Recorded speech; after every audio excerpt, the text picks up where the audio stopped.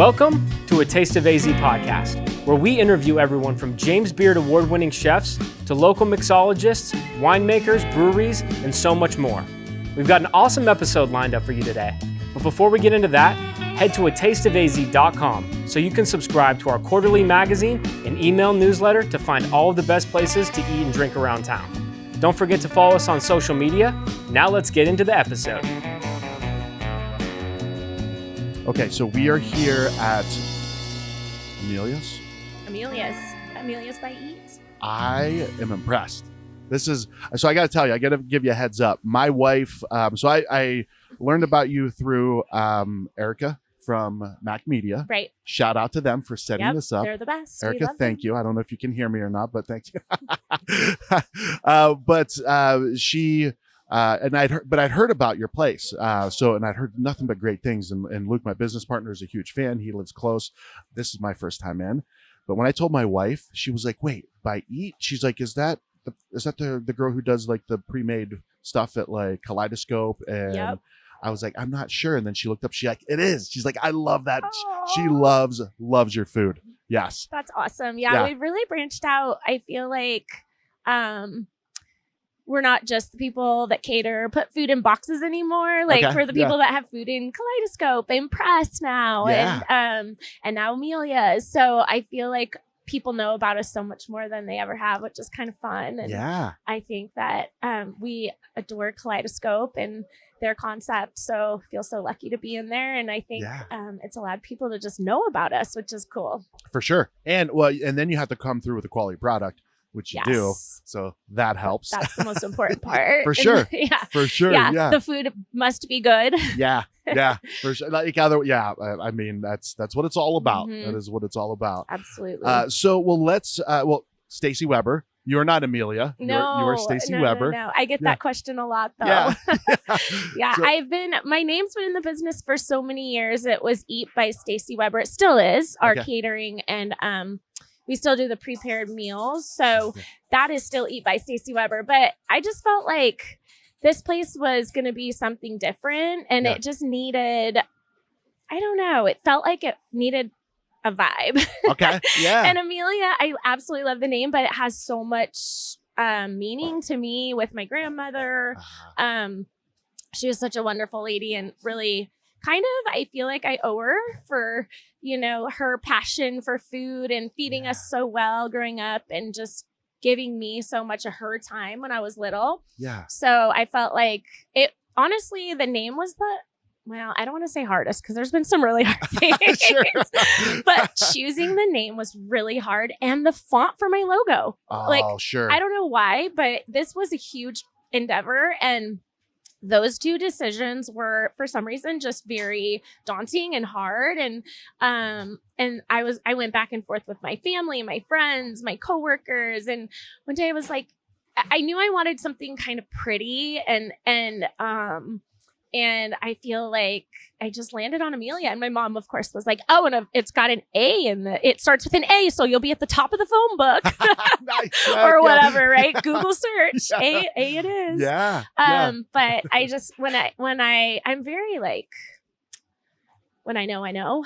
Okay. So sure. I was like, Amelia's. Yep, that's what it's going to be. Yeah, but it doesn't sound like you settle either, right? You know when you know. Yeah. But it takes a long time to get to that, right? Yes and no. Like when I found this space, I knew immediately. Sure. I work out next door at the Pilates studio, and I live 2 blocks away, and I was in this neighborhood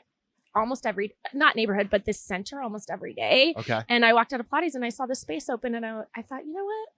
I think it's time for a market restaurant in our portfolio. Yeah. So it was kind of that light bulb moment. That took me 45 seconds. Okay, sure. but that's what I'm saying. Like, because like you knew, like you were very, I don't want to say lucky, but it was a very fortunate happenstance that what needed to be happened immediately. Yeah. Right. Because you were going to seek that until you found it. Yep. Yeah. And it's interesting because, and I guess I'm just jumping right into the story without letting you ask me any questions. That's great. That's great. Making my job easy. Yeah. But I have been catering, like you said, and under the Eat brand I started as a personal chef in 2007. Okay. So out here? Uh-huh. Okay. Yep. Yeah. So I came out fresh out of college, thinking sales was going to be my jam. Everyone was like, oh, sales is going to be your sweet spot. And you're so good with people. And I started in a couple sales jobs and I was just absolutely miserable. I hated working inside an office. Sure. I have a hard time sitting still. Yeah. I don't like being told what to do and all the things that you do when you have a job in sales. So, I started working in restaurants. Like we were kind of talking before we started in Chelsea's Kitchen. I was one of their first servers and I met so many great people and I just loved the energy and the food. And I'd always get kind of peek and back of house and I'm like, oh, like that looks really fun. Like I'm going to be a server because I can make more money. Yeah, sure. But I think that looks really cool and creative and kind of was speaking to me. And I studied in college, I did a study abroad program in Italy. Oh, wow. And that what was program? A study abroad. Oh, study abroad. Okay. Mm-hmm. I thought it was something. So I was, home base was Florence and I traveled all around. I was lucky enough to get like 4-day weekends and I traveled all around to different cities in Europe. I mean, I would even take little like puddle jumper flights to different places. And so I got to see so much of Europe and I feel like that really sparked my love for food. And I came back and got that job and it's like, you know what? Sales isn't for me. Yeah. I'll sell food because I love it and I'm passionate about it. And I loved being, part of the energy of food and I love it. And it kind of, I think brings me back to my roots, with my grandmother and my family, my parents who, also really love food. So I just wung it and I decided to be a personal chef. Nice. And in 2007, I bought a book that cost me $1,000. That was a, guide to being a personal chef. Wow. $1,000 book. I know. And that's in 2007. So, I mean, God only knows what it costs today. Yeah. 10. Wow. Yeah. So what does that? I mean, what does a $1,000 book look like? This is what you do. You pack your stuff up. You take it to your client's home. Here are the recipes that we recommend you make. And it's a full A to Z. I mean, it was 2 big 3-ring binders. I don't know how many people know this, actually. Really. 2 big 3-ring binders. I read through them and I learned how to be a personal chef. And I really thought I wanted to go back to culinary school. My parents had they were very supportive of my college, bouncing around. I started in Santa Barbara and then I moved to Boise and then I studied abroad. And so I was kind of like the college gypsy and I didn't really like the school part of it, but I knew I needed to do it. Sure.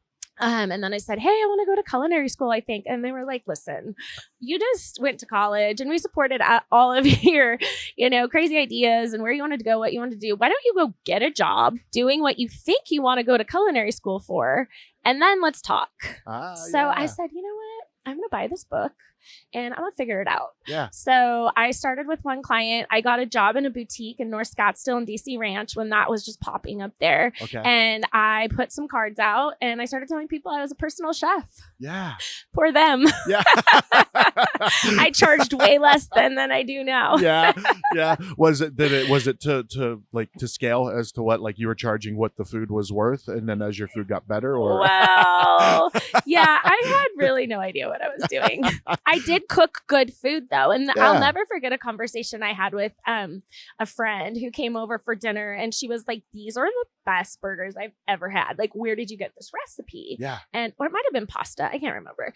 But I said, oh, I made it up. Like, this is something I just kind of threw together. Yeah. And she's like, this is delicious. Like, you should be cooking for a living or for people or doing something with this. And it kind of stuck with me.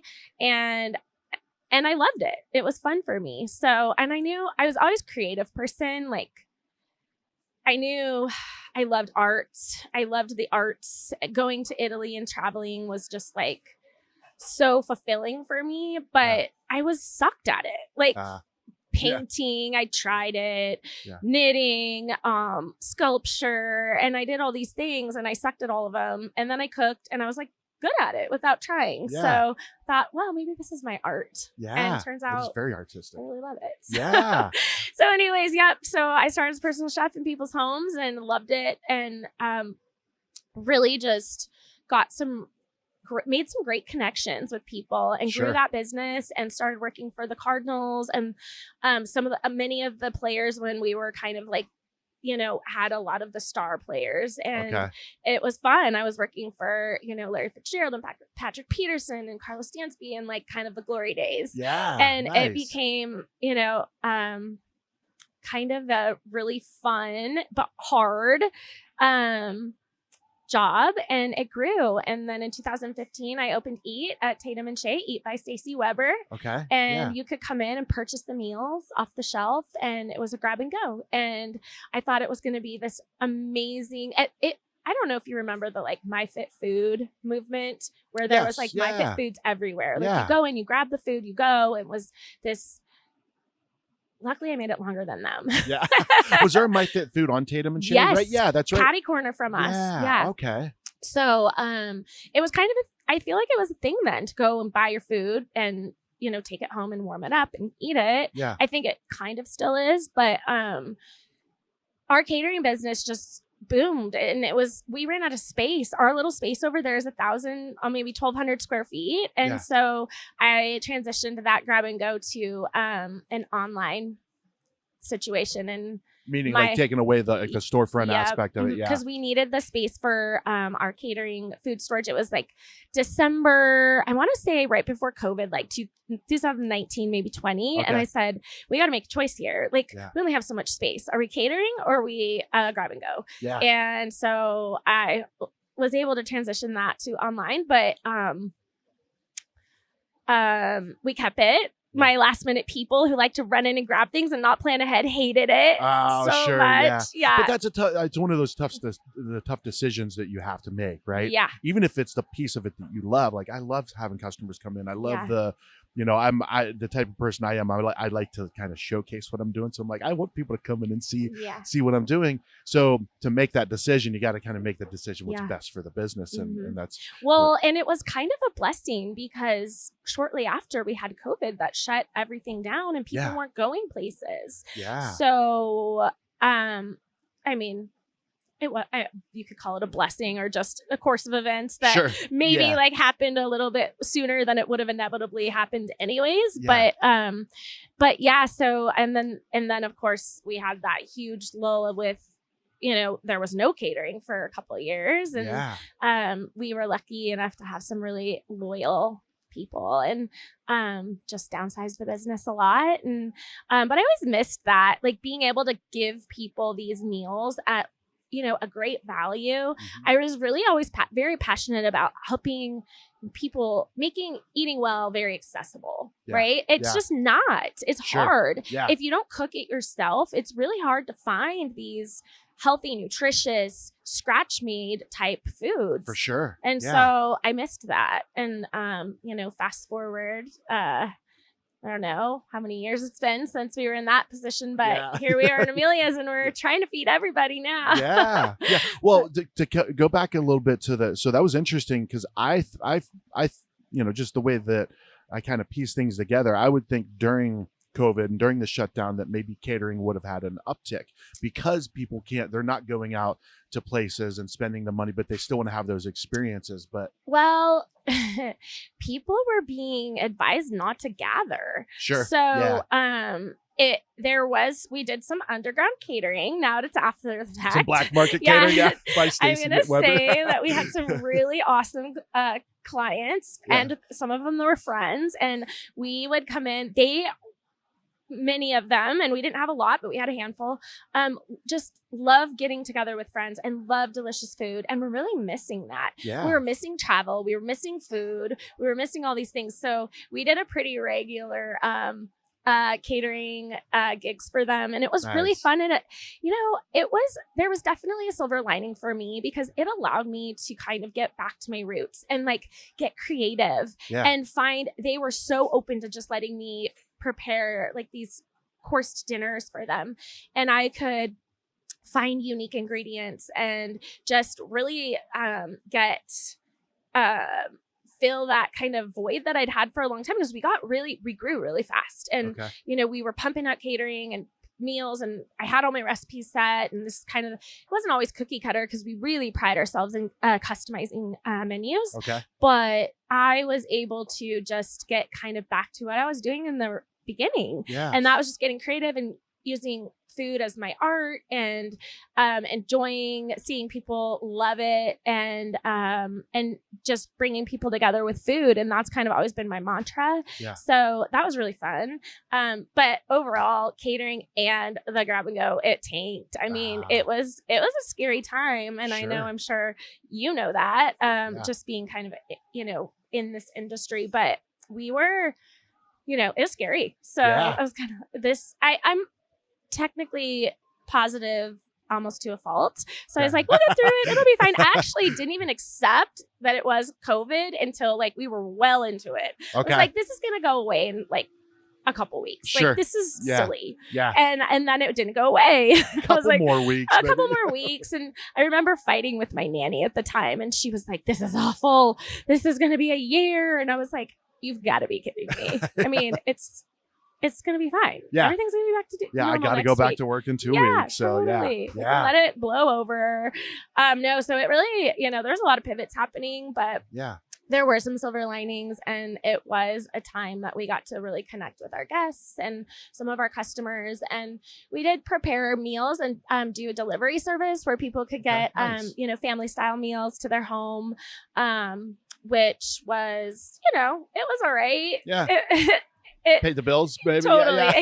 It got us through it. And we're just happy to be on the other side. But so I would say on a much larger scale, it's since then, just bringing Amelia's to life and kind of doing that on a much larger scale has been so rewarding. I always love the part of catering where I could put the food on the plate, and then I can garnish it, and I can make it exactly the way I want them to eat it. Yeah. I never got to do that with prepared meals. And, like the meals in the box, you take it home. If you overcook it, it's going to suck. And that I can't control that. Right. Yeah, for sure. Yeah. Or if you undercook it, or if you know what I mean? If we garnish it in the box with the cilantro and you take it home and they put it in the oven, and then the cilantro turns brown because, we're going down a rabbit hole right now, but I'm just saying. No, but I like it though. It emphasizes what you like. One of the pieces that you really like which is that final product presenting and I feel like we're all fans of Triple D, right? Timers, Drivers, and Dives. My favorite part is watching the chefs when Guy takes a bite. Right. And I'm always very impressed because his bites are like huge. Dribbling down his face. Oh, yeah. Yeah. But the look on their face, of the excitement and, how much it means to them. And so for you, like to see that finished dish, the way it's supposed to look, like the exact, because, we do photos and stuff for the magazine. The chefs are coming out, they're wiping the edges of something running. And I just love that attention to detail. Right. Because it's, obviously the food is good, but the way that it looks, it's a whole experience, So with this, you're able to get that full experience. Yep. Yeah. Yeah. It's been really fun, to be able to bring, it's interesting. Everyone's always like, well, some people know, like your wife, the buy eat part, right? Yeah. It's Amelia's buy eat.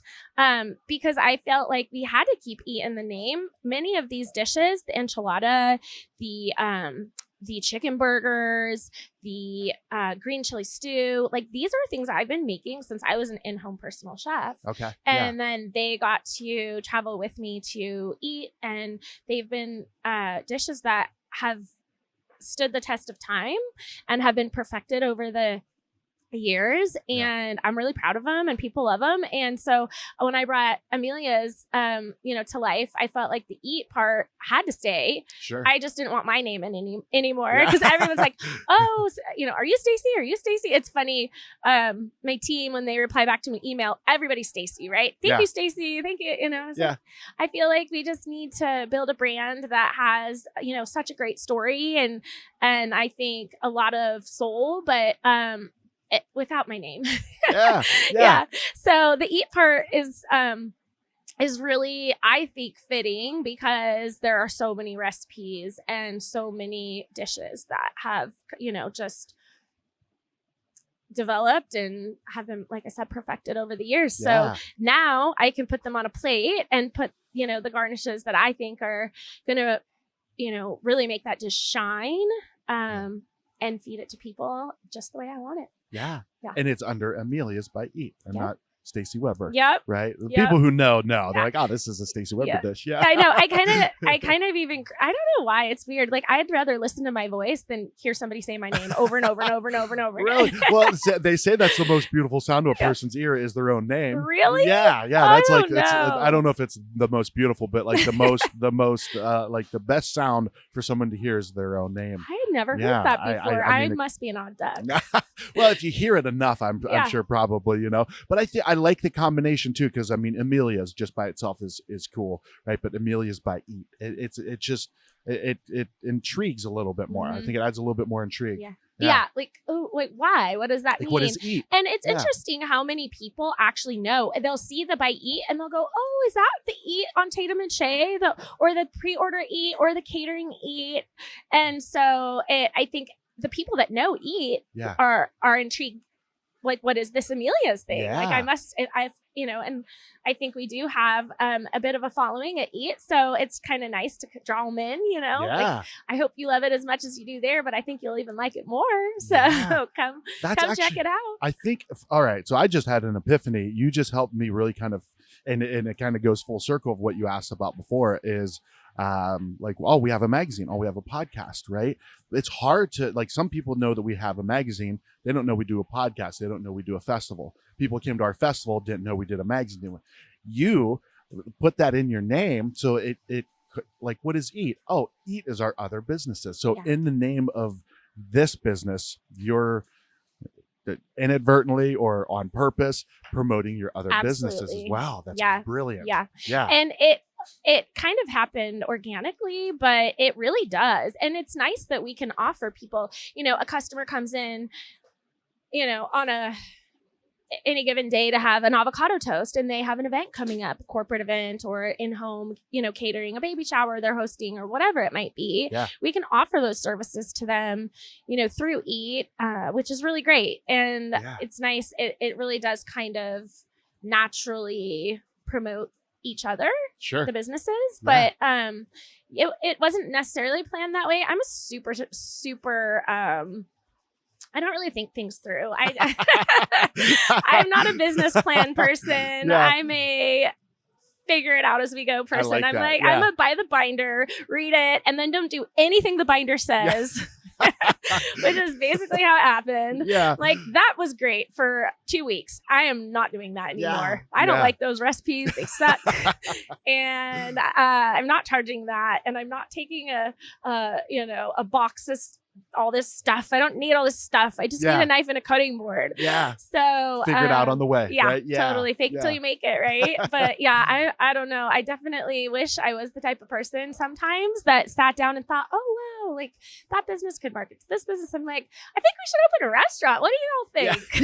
Yeah. Well, and it's surrounding yourself with the right people too, right? I mean, my team I can't here. say that enough. Yeah. Right. They make it work. Yeah. 1,000%. There's no way I could do all this. And, I love the food part of it and the creative part of it. But, the team that I have behind me is, I mean, they're the ones ultimately that make, everything come together and work. And, even sometimes they're here more than I am, and not even here everywhere. Right. Yeah. So I feel so fortunate, and we have such great feedback from our customers, about our team, and not only here at Eat. And, I think, I'm so fortunate, and I take so much pride in, the people that are on our Eat Amelia's team. Yeah. Yeah, takes a village, right? Yeah, it does. I sometimes feel like, we're becoming successful despite me type of, I know it's not fully true, but it's kind of, like Rachel helps me with a ton of stuff with like sales and relationships and stuff like that. And I get inside my own head sometimes. I'm just all over the place. And she's like, you're good. Like, you're good. We're good. Like, it's, so having those people and Luke as my co-owner and business partner, just the way that we think different, right? Because I'm the same way. Like, I don't like, I overthink certain things to an extent. And then the most common sense stuff, my wife will be like, why it took you that long to figure it out. I'm like, my brain just doesn't work like that. I have one of those too, my April, and she is so wonderful when it comes to systems and operations, and I just have zero patience for it. I mean, if my computer doesn't work on the first try, I'm ready to just like give up. Yeah. Like, forget it. I hate computers anyways. I don't want to do it. I don't like, I do love the number side of the business, and I love to look at what we're selling and, how we can be more profitable and, and all that kind of stuff. But I don't want to figure out how to do a spreadsheet. Right. Oh, yeah, God, no. I will chop onions for 17 hours before I have to sit behind a computer and try to figure out a spreadsheet. Yeah. I can't. I already tried sales. I was this is funny. I was, my first job out of college, I was a loan officer, a mortgage loan officer. What year was this? Approximately? 2000, what did I graduate for? 5. So 2005. Okay. 2005, 2006. Yeah. And I was thinking, it was when the market was booming, right?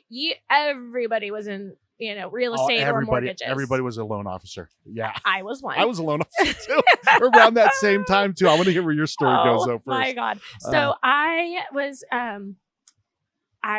working down in the Biltmore, and I got my clothes, all my business casual and, Banana Republic or whatever, wearing my like slacks to work, and just sitting there looking at these papers and these numbers. And I'm like, I know I could do this. Like, I just don't want to. Yeah. And then I finally made this friend, and I was like, hey, I'll bring the loans in if you'll do all the paperwork for them. And then we can split it. And so that was great. I did that once. And then I was like, this is not for me. I'm never going to figure this out. Yeah. I do not care at all. And I walked away doing one loan and spending way more money on business casual clothes than I ever made at this mortgage gig. So I really appreciate that yin and yang, right? Like the people in your life that really help you with the things that you either don't like or you're not as good at. So it makes the business grow and allows you to shine in the ways that, we shine. Which is not in the mortgage not industry. Common sense in your exactly. Yeah. Well, let's take a quick break and hear a word from our sponsor. A real quick reminder, head over to atasteofaz.com and subscribe to our email newsletter. Also, subscribe to A Taste of AZ magazine and get it shipped right to your door.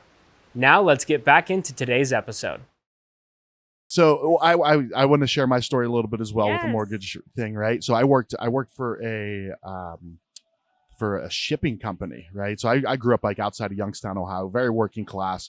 And I went to college for 2 years, didn't finish. So I was doing like kind of labor jobs, just, whatever I could find. And I worked for the shipping company as a forklift operator for like 5 years. And did not like, I always wanted something more. I always wanted, I've always been very creative too. And my grandmother, very creative, and she was always encouraging me. She's like, you were meant for something special. And I was joking. I'm like, that's what grandmas always tell people, but I believed her. Yeah. Like I believed her. So I just kept going. I guess, and I had this job, and it paid really well. And it was almost kind of like one of those golden handcuff jobs where it's like, I was getting paid very well. I was very good at my job, but I was like, I wasn't challenged, and I didn't. Yeah. So I ended up quitting that job because my friend is like, hey, dude, I'm making a killing in this mortgage industry. He's like, I can get you a job at our office. He's like, you can, you don't have to wear Carhartts and all this. And did you have to wear business casual? I did. Yeah. So I was like, wow, this is great. I didn't close one loan for like a year, because it was in this company that I worked for specifically focused on adjustable rate mortgages. They were like trying to sell ARM. And I'm like, I don't want it. And and let me take that back. I closed a couple of loans in the first year, and they were like fixed rate, and they were like, why are you giving people fixed rate loans? I'm like, I'm not getting, so it just wasn't. I have no idea. I don't know. I didn't even know it closed. That's great. Yeah.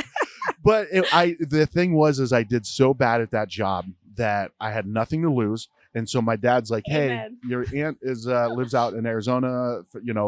She has an extra room when you want to go. I'm like, I'm out. Yeah, I'm leaving Ohio. I'm going to go to Arizona. So it worked out great. My struggle with the mortgage industry actually catapulted me to Arizona. Totally. So I'm so grateful for it, you know? I swear, I got one leg up on you with my 1.5 loan. Mm-hmm. We're almost tied for 0 loans. I know. The bottom of the rankings, all these people made all this money during during the boom and stuff. We're like, no, we And didn't. this was a lady I knew, and I'm pretty sure she was just like, she felt bad for me. Yeah. She was like, just refinance my house. It's Okay. ridiculous. Like, just I'll pay a prepayment penalty, whatever I got to do. I feel bad for you, Like, Stacey. poor thing. Well, so with Amelia's by Eat, approximately when did you start to like really? Because I know you said you're at the Pilates place and you saw this open. Had you already been like kind of seeking a spot? It's interesting that you ask. I always imagined kind of doing more than what I do at Eat. Okay.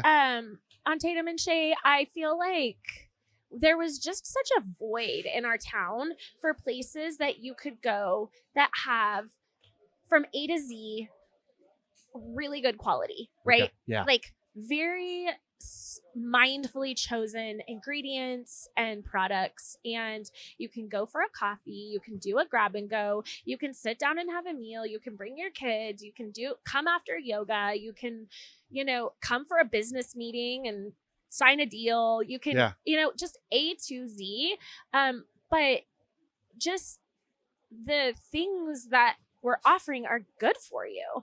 And so I didn't really want to do this, honestly. I feel kind of weird saying that because I love it so much. Yeah. But I always felt like catering I'm really good at this and it's lucrative. And if we don't have a catering gig, I don't have to worry about that day, right? Sure. But when you have a restaurant and you're open, will people come? Yeah. But when I'm catering, I know people are coming because they just paid to have an event. And, so that kind of fear, it's interesting. I know I'm getting off track, but I would cater these events in these homes and say it's a 50-person catered event. And I'd be in the kitchen and it'd be close to start time and nobody would be there yet. And I'd start getting like anxiety. Yeah. I'm like, God, I hope people show up to this party. Like they paid for it. The food is ready. It's going to be amazing. And then it'd be like 15 minutes after. And then the event for 50 people, only 30 people would show up. And I just had this like gut feeling. And I'm like, oh, this sucks. Yeah. And so it kind of has that, like for me, a restaurant, it's kind of like, if you build it, they will come there's no guarantee. Like that's the dumbest thing I've ever heard. Like, there's so much that goes into it. They come. Yeah. And so, so back to your question, I love doing road trips and I traveled, April and I and my son, since he was 3, I've been throwing him in the car and we just love road trips. And, I love that. So we took a road trip the summer before I found this space and it was kind of an R&D road trip because I kind of had that like, I think I want to do something like this, but I'm not really sure. But let's go out and seek out some of these awesome places in LA, in Jackson Hole, and get inspired. And then I'll kind of see, and maybe I'll look for a space. And, I was just very wishy-washy about it. Yeah. But we took a road trip and we went to some, really cool market, restaurant places that were doing things the way that I wanted to do it. Sourcing locally, sourcing clean, everything's from scratch, innovative dishes that have cool, unique spins on them that I said, God, I wish I could eat like this in Arizona, in my neighborhood or somewhere near my neighborhood. Yeah. So I went home from this trip in July and I walked out of, Pilates in August and the space was open and it was an old dry cleaner and it was disgusting and a mess, but I just had that moment of clarity and I said, this is the spot. Like, let's go. Nice. Giddy up. Yeah.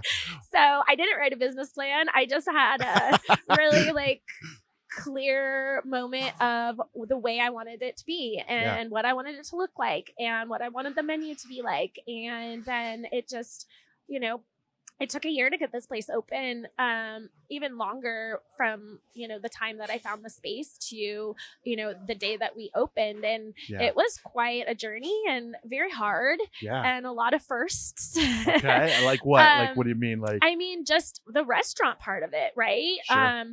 I've hired for catering. I've hired catering chefs. I've hired prep cooks, but I've never had I've never worked on the line in a restaurant. Okay. Yeah. Ever. Yeah. I've only chefed. I've done some really hard things. Yeah. I started the nutrition program for the Arizona Cardinals. The way their entire eating, kitchen, like the whole system. The whole system I started. I had no clue what I was doing, but I figured it out. Right. Yeah. So I was like, I'll figure this out. But again, until we had our friends and family, I had never been on a line at a restaurant. Okay. And so, I mean, it came naturally, which I felt really happy about.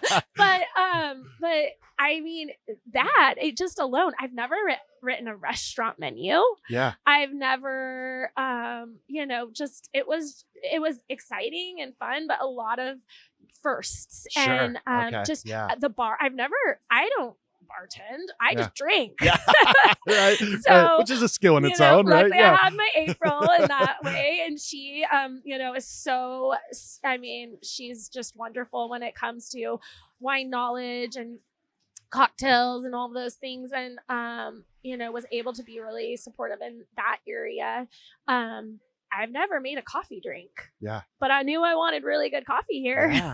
Well, that's what, and that's great for you too. Cause I start to learn as we're going through this journey ourselves is like, you don't have to know all those things. Yeah. You should know what you want. Right. And then you put the right people into place and you have the right people to be able to execute on that, Yeah. It was fun. It's definitely, I still have a lot to learn. The other day we were down a bartender. I'm like, I need to learn to make these drinks. I'll bartend. Yeah. That looks fun. Yeah. Usually they just like me to stay in the kitchen. I try to go and ring people up and I'm like hunting and pecking and they're like, that's really nice of you to try to help us. Like, get out of the way. Oh, I think there's something that needs done back there. Yeah. But so the journey was it was really hard.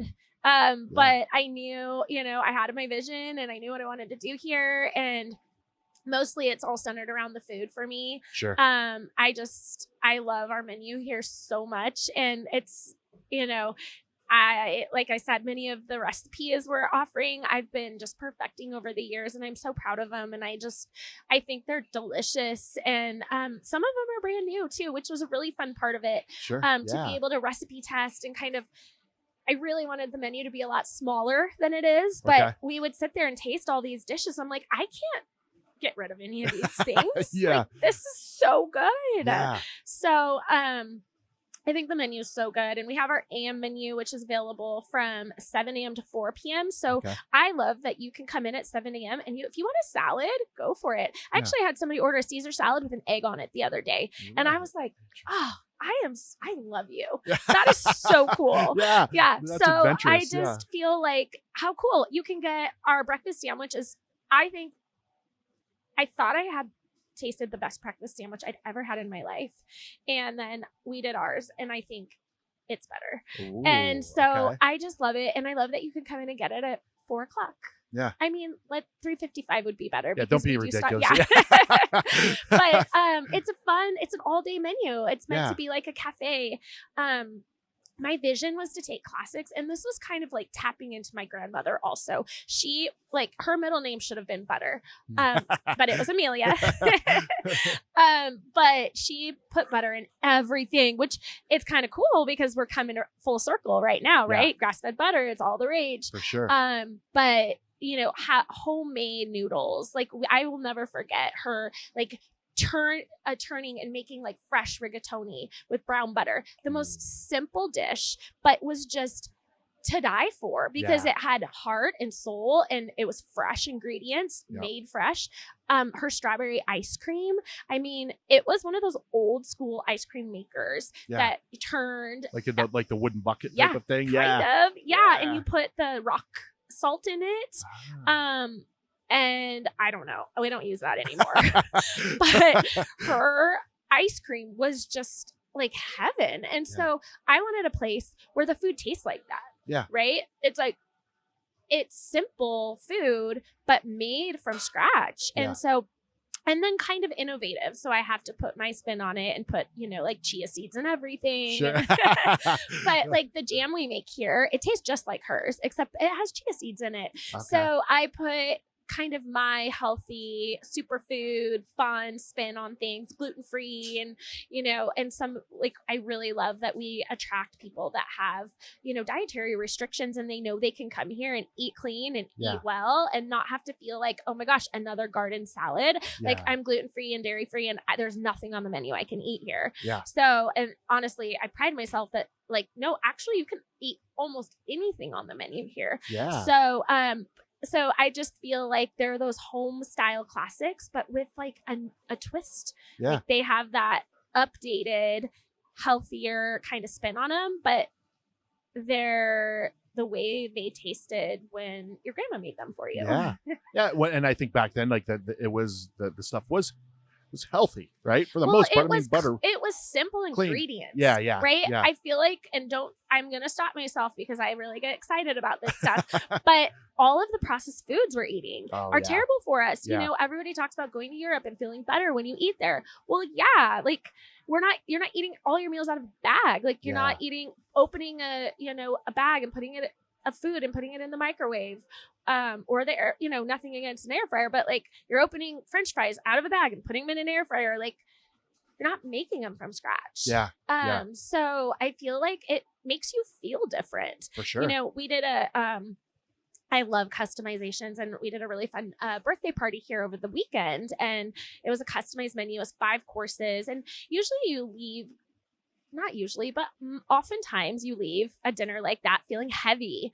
And like, you've had 4 different wines, possibly some cocktails, desserts and all the courses. And one of the guests said, I have never left a dinner like this without a stomach ache. And I feel so good right now. And it's just, I get excited and giddy about it because it's clean food. We don't use seed oils here.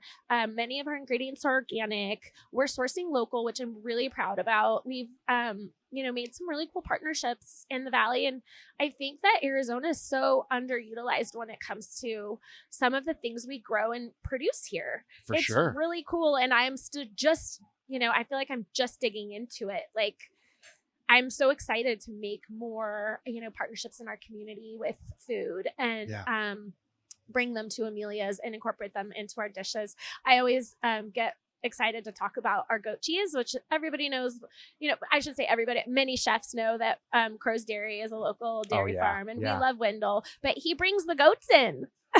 Into here? Well, out front. But it's just to visit them. Well, he himself brings the goat cheese to Amelia's. And it's so cool. Like, I just feel like I'm buying this, and it's not like goat cheese. It's not just, supporting some big company where you don't know who you're supporting. Like, I know Wendell and his family and his practices, and I've gotten to know him, and I know when I buy that, it's kind of where it's going and what it's doing. And that it's kind of staying in our community, and it's supporting a really cool family, and just, I just think it's so fun to kind of see that. When you're not compromising on your vision, like, you're not, you're like, all right, here's what I want. We can't get a local, goat cheese or whatever. So, all right, we got to bring whatever it is, right? That it just adds even more value to what you're doing and what your vision is. Well, and who else could you ever get goatilla from? I mean, really? Our enchilada has goatilla. Like, it's really cool. What is goatilla? Have you had cotija? Yes. So it's goat cheese version of that. Now it makes sense. And so our enchilada that I've been perfecting for 20 years is now, that's my latest perfection piece, is the garnish. We make, it's scratch made from literally start to finish. At Eat, we have a team that hand presses each one of those tortillas with organic corn masa. We make the filling with, our house shredded chicken. And I'll never forget doing a Hatch green chili sauce taste test, because I was obsessed with the Hatch brand green chili, medium. It had to be medium, not mild. And so finally figured out how to basically copy that sauce and make that from scratch. And then now, like we talked about, we can serve these amazing enchiladas, but with Crow's Dairy gotija. I love it. Pickled onions and all the fun stuff on top of them. And it's just, it's cool. Like I get excited when we find these, and that's just one thing, right? Sure. All our beers are local. Our coffee is organic and woman owned. And so just so many of the things we're sourcing here, I've put so much time, energy, and effort into finding, and bringing in, and lots of taste tests too. I mean, sure. The salmon we're carrying, I found Alaskan Pride Seafood at the farmer's market. Okay. And usually he sources like privately to people at farmers markets, and I tasted his salmon and I loved it, and it reminded me, I grew up in Alaska until I was 8. Yeah. And my dad would fish salmon, and I've been eating salmon and halibut since I was little. Good salmon. Really good salmon. Not frozen, fresh. I mean, I've watched him gut salmons, and I mean, I've right off the Kenai River. I mean, my dad caught like a 5-foot salmon, like he bled it before they weighed it, or it probably would have been a record. Wow. So, I mean, I really take my salmon seriously. Yeah, I can tell. So, we lined up the salmon, and I tasted every single one of them, and you could tell that the quality was so much greater in the salmon, the quality, but the taste, and it's line caught. And I love that we're supporting a family, run and operated business. And so I just, like I said, I really get excited about this stuff, and I feel like it really makes a difference in the taste. Sure, it does. Of the food. Yeah. 100%. I 100%. mean, it's simple ingredients. Yeah. Prepared well, but sourced the best. Yeah. You're speaking my wife's language. She loves all this stuff, and the chia seeds. Like she's always slipping chia seeds in this stuff. It's good for you. It is. I know. I'm the same. My poor son. Yeah. He's like, "What are those brown specks?" I'm like, "Their chia seeds are really good for you. You want to hear about them?" No, thanks, Mom. It's fine. I'll eat it. Yeah. But it's good. One bite. But that's great, though. That is great. Like I would say that's one regret that we have with our daughter. Our daughters are 12 and 10. They've never really eaten the stuff that we eat. We always they're very picky. They got kid food. Yeah, they got kid food. And my wife isn't a huge adventurous eater as well. She loves simple ingredients. She loves healthy foods. Me, I come from, I grew up between Cleveland and Pittsburgh, so sandwiches with French fries on it and chili cheese fries and hot dogs, like. So I've been a lot of work. I don't want to pigeonhole us here at Amelia's. We've got some real. I put a burger on the menu against my will. My nephews will only eat burgers when they go out to restaurants, and so my mom just kept saying, "Just put a burger on for them, so they have something to eat when they come to Amelia's." And so I thought about it, and we have this amazing tri-tip sandwich and fries, and we didn't have that on the menu. I think maybe the day before we opened. Okay. I threw that on because we needed some guy food, right? Sure. Fries and a tri-tip sandwich. It's really good, by the way. But everybody wanted this burger, and so I don't want to pigeonhole Amelia's into being like that chia seed place where everything's so healthy. Like, they have celery. What am I going to eat? The celery soup or or the arugula salad. But no, we have the steak sandwich, but I added this burger, and we call it the Better Burger, and I will put it up against any burger in town. Okay, maybe we do a burger off. That'd be fun. I'm in. I can be a judge. I can be a judge for sure. Okay. Yeah. But it's better because the ingredients are better, right? Yeah. We're doing Copper State Reserve, grass-fed beef, local beef, nitrate-free, uncured bacon, chopped into the grass-fed beef, because so many people complain about, it's so lean, it's not juicy, it's not as flavorful. So the bacon is actually chopped into the meat, so that then we do smash burger style. Yeah. And then it's got our house-made pickles and our house-made special sauce and beautiful toasted brioche bun. So I mean, it's all from scratch and good ingredients, but it's good burger. Yeah. Well, I like that approach too, right? Because I mean, that's the approach my wife takes with me. She's not trying to get me. I mean, she'll have this kale salad, right, with walnuts in it and stuff, right? But she's finding things that she knows that I like, and I'm pretty open to really whatever. My big thing is like as long as I don't have to. I don't say I have to make it because I like cooking. I like to cook, but if it's easy, if it's simple, I'm in. I'm very low maintenance, but she also knows what I like. So she's like, hey, let's do this. You don't need to put a half a cup of blue cheese on this, Yeah. like maybe just a little dollop or something, and it's just those little and like changes. And the ingredients that you use and so I'm all about that. Like I've never subscribed to calorie counting, and I know so many people do macros and all that, and more power to you. But for me, it's just like, what are you putting into your body? Yeah. Eat when you're hungry, stop when you're full. And, even, our spirits and our wines here, like, I'm not telling anybody not to drink, but just drink clean, right? Yeah. Our signature margarita or clean and spicy marg, it's got, 100% agave tequila. It's got orange juice. It's got lime juice, and it's got some soda, and it's just super clean. Yeah. There's no, sugar. There's no, added ingredients or mixers or anything like that. So I just think just being mindful about that. All of our wines are organic, biodynamic, sustainable, small production wines that don't have food dyes in them, that aren't like mass produced to look a certain way. Many of them are unfiltered, and you can see almost like kombucha, like the floaties in them. Yeah, the sediment or whatever. Yeah. So I just think, like you said, just eating what you love, but just making it fresh from scratch with more good mindful ingredients. And so not trying to recreate the wheel here. I feel like, many of our items on the menu are like classic chicken noodle soup, but gluten-free. Yeah. Our grilled cheese and tomato soup is so popular, but the tomato soup is made fresh from scratch from, local tomatoes, and it's dairy-free because we put coconut milk in it instead. So I don't know. I think the classics just done well, and hopefully, people feel really good after they eat it.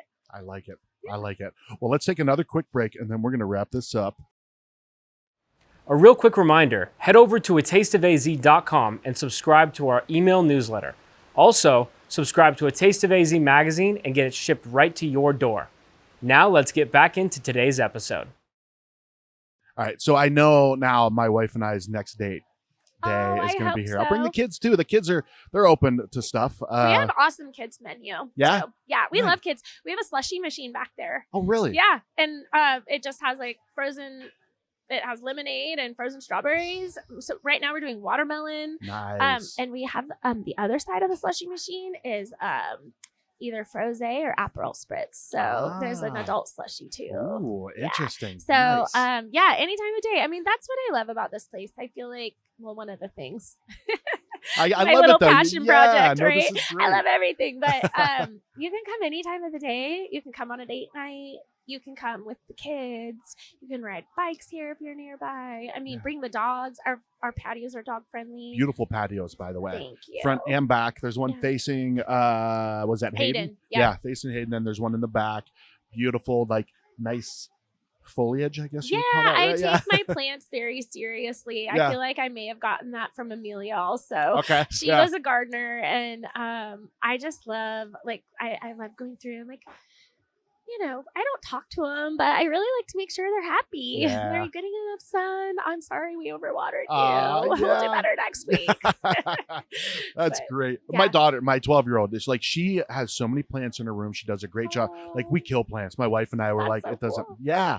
So she just, I just feel like some people just have that. They just have it, Yeah, I've definitely killed a few, but that's part of the process, it's like right? the feel good stuff place. Like, I feel like plants, like, they give us clean air and they just look pretty. So They do. let's bring them around. Yeah, right? well, sit on the patio here at Amelia's by Eat, and you'll get to be surrounded by beautiful plants. Now, okay, so your early menu is 7 to 4. Yep, and then at 4 we transition to full service. Okay. So you can come in and have dinner and get served. We have So real quick, not to interrupt you, but so up until 4, like it's counter service? Counter service or QR. You can sit down and order from the table, which is kind of nice, especially for the technology, inclined folks. For sure. Counter service or table service with the QR code. And then at 4, full service, and our menu changes at 4. So we have a dinner menu, which is our build your own board concept. Okay. So we do have chef curated boards where we've created a plate for you if you You don't can choose it if you, yeah. But if you're the type of person that likes, again, like has dietary restrictions or has a specific palate, you can take the menu and put whatever you want on your plate. Okay. It's interesting. I don't know, I've been in restaurants long enough and catering, but seeing people, take a dish and omit things and change it. It's like, this will be perfect. People can just make their own. Yeah. Sometimes I have to close my eyes though, because when you start putting things together that don't go together, the flavors, I just close my eyes and look away. And I'm like, you know what? They're getting exactly what they want for dinner tonight.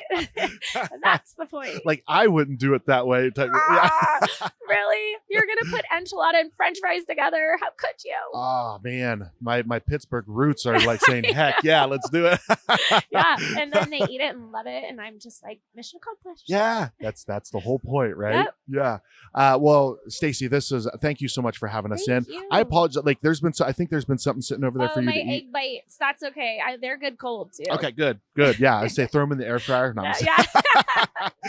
But you could though, right? The air fryer is just the process, right? It's the ingredients. Yep. Yeah. Totally.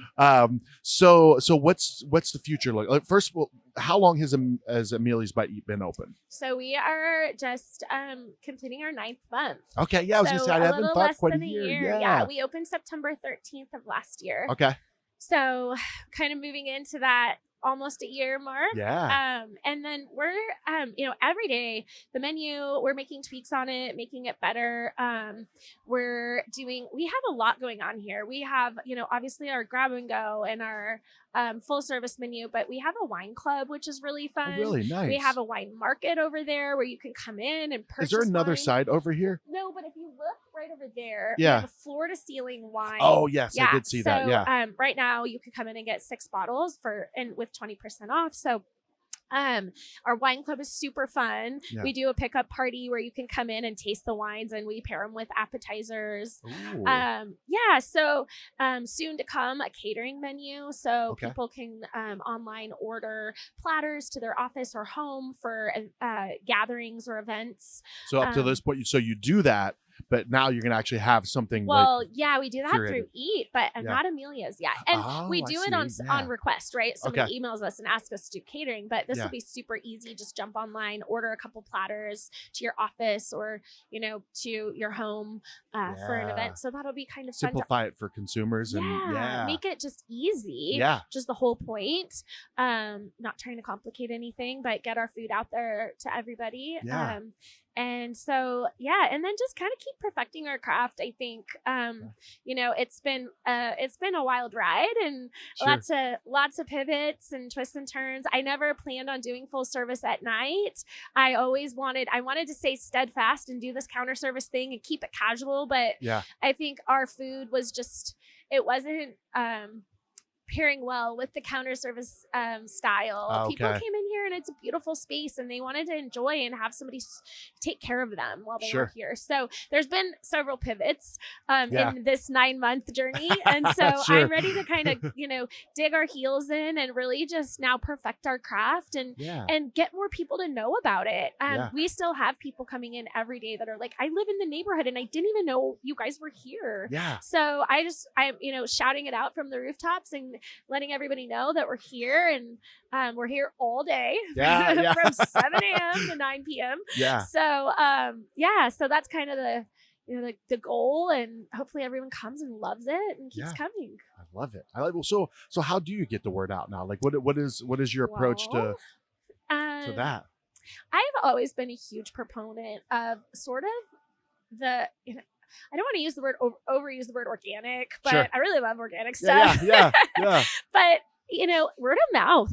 For sure. I feel like if someone comes in here and they love it, they're going to tell their friends and family, and they're going to bring similar type people that like similar things. Mm-hmm. I mean, I can't thank people like you enough. And, people that, there's been a multitude of people that have written articles about Amelia's and what we're doing here. And that is so helpful. And I'm so grateful. And, all the good Yelp reviews that I don't know how, I don't want to get into the Yelp thing. That's a whole episode. We've had a lot of people support us and that's been so great. But I think just giving people great experience here at Amelia's, sure. I mean, and they want to come back. and they want to bring their friends and they want to have celebrations here. So word of mouth has always kind of been my go-to, but people like Mac Media that help us get the word out, to bring wonderful people like you guys here to us, to help us shout it out.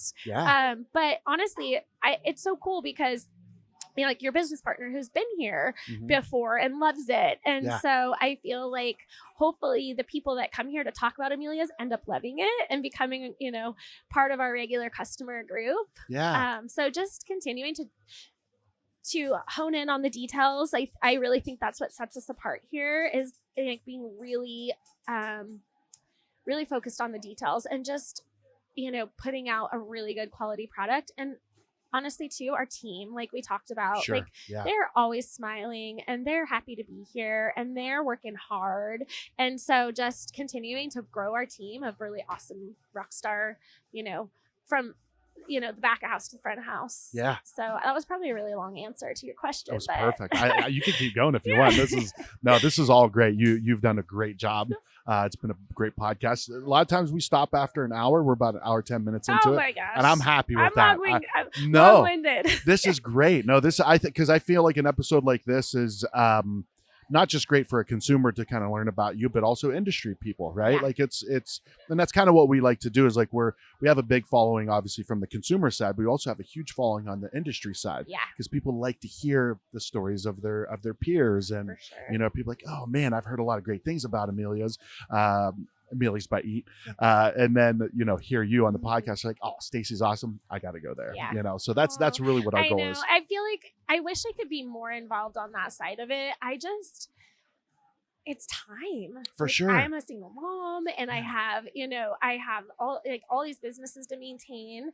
And so I get kind of like secretly jealous when I like see like the chefs like doing things and doing these like dinners and all these things. And I try to be as involved as I can. And, I feel like Devour is kind of my like, reunion. I go there and I get to see people and I get to see customers and I get to see chefs and I get to say hi to everybody, and it's really fun. But I love what you're doing. I mean, I think it's so important. Like, it is a community and we work our butts off. And I don't think this is off the record. Like, we're a group of people that nobody really gets it unless you do it. Right. And it's like, it seems glamorous.